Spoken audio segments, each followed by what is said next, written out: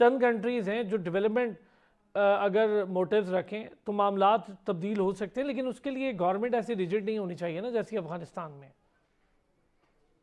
Government होनी चाहिए।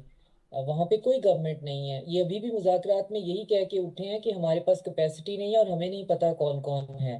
Last जो इनका ये इनका उत्तर कंट्रोल ही इस्तंबुल नहीं है से, अफगानिस्तान के ऊपर, इनका सही बात है। कंट्रोल ही नहीं है।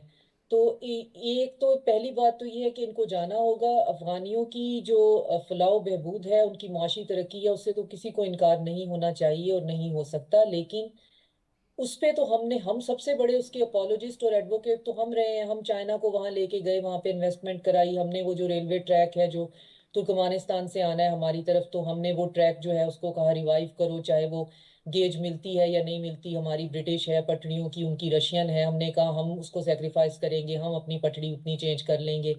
तो ठीक। हमने वहां पे जाकर उसके बाद रशिया से कहा कि इनके साथ ताल्लुकात ठीक करो। फिर हमने इनको एससीओ में घुसाने की, even at least as an observer कोशिश की, तो इनको जगह नहीं वहां पे मिली। तो हम तो इनके सबसे बड़े अपोलोजिस्ट हैं। आज अगर हमारे साथ ये कर रहे हैं तो मेरा ख्याल है कि फिर ठीक ही है, क्योंकि हमसे कहीं ना कहीं एरर ऑफ जजमेंट तो हमारा भी है।